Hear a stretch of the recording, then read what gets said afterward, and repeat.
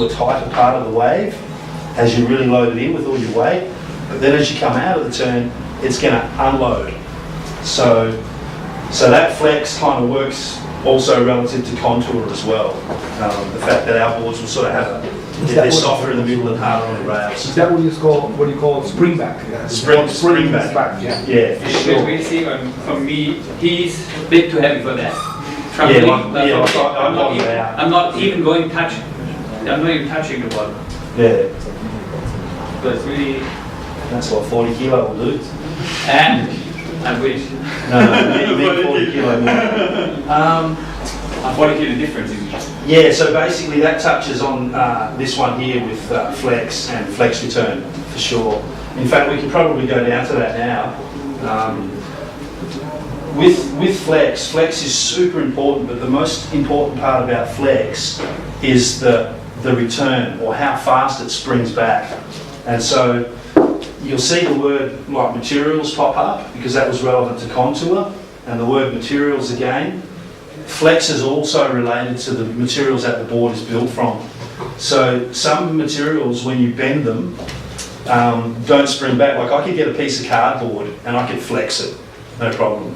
But how much will that piece of cardboard spring back into position in comparison to, say if you've got like a plastic ruler or a wooden ruler and you bent it over a desk and let it go, you'll watch the plastic sort of flop back. You know, you'll watch wood just really spring back. So different materials, carbon fibre again, you bend it, snaps back into position quite quick. It's got a stiffness to it. So the materials will have the biggest bearing on flex. And one of the magic ingredients is wood. Like if you look at a conventional board, in the old days, sort of through the early 60s, a lot of boards were built, when they first went from balsa wood to foam and fiberglass, a lot of the early boards were built with no stringer. They had no wood in the middle. And I remember asking this old-time board builder about 10 years ago, he's probably in his 70s at the time, I said, Len, did you put the stringer in to make them stronger? And he went, nah, fuck, they just didn't go. And I had the opportunity to ride an old stringless longboard, and it was probably one of the worst experiences it's probably one of the worst experiences I've had, in the sense of it was just floppy and lifeless. Like it just didn't go. So